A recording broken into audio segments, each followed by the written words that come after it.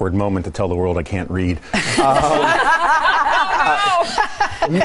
New numbers are raising questions about the institution of marriage in America. The Census Bureau is reporting the marriage rate is the lowest it's been in nearly a century. You can see the drop on this chart. The Pew Research Center analyzing the data shows that the marriage rate at 50% last year. It peaked in 1960 at 72%, but it's been dropping since then and is now at a 93-year low.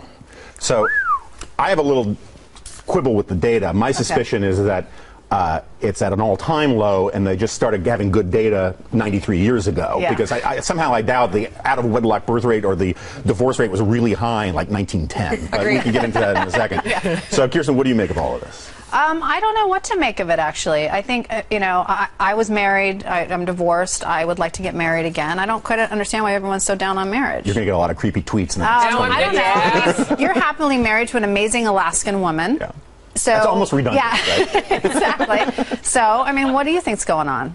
I think it's very bad. I think it's very bad for the society. I think that the institution of marriage is a lot older than democracy. It is the spine of civil society, and it's very bad for kids. It's very bad for a sense of civil society and community.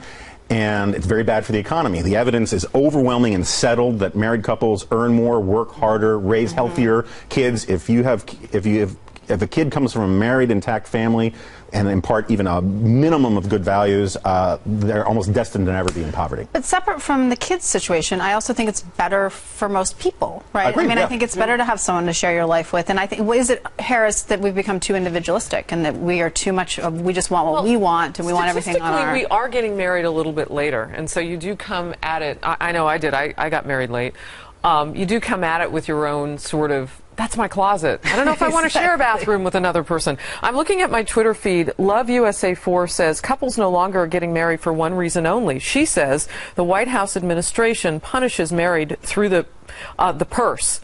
Singles do better financially. Look at Obamacare. It is much cheaper to be single or to get divorced, and there's actually something called the Obamacare divorces. This is not Obama's fault. No, there are policies. Kirsten, you come on. I mean, you can laugh about it, but they are disincentivizing marriage through the policies that Washington has put out. Because if you get people to separate, then women, the life of Julia, remember that, become more dependent on the government. It is cheaper under Obamacare to not be married. Going on for a long time. It's about this is a trend. It's about money, but it's also about a lack of religion in the world today. I mean, in addition to this, the people who are actually getting married, we've had the conversation on the show, aren't getting married in churches.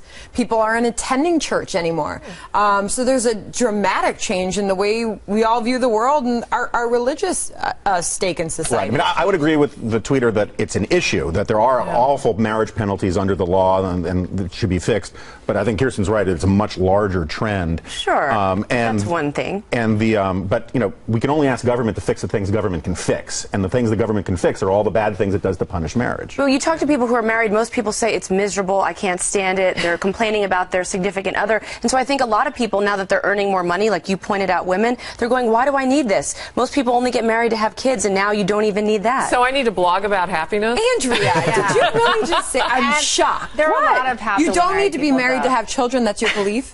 It's not my personal belief. I just think in society now, there's been a lot of movies and culture and cultural influences that say that you don't. Murphy Brown, Jennifer Aniston. I mean, we could go back the last decade. There's a big push. Women don't need a man.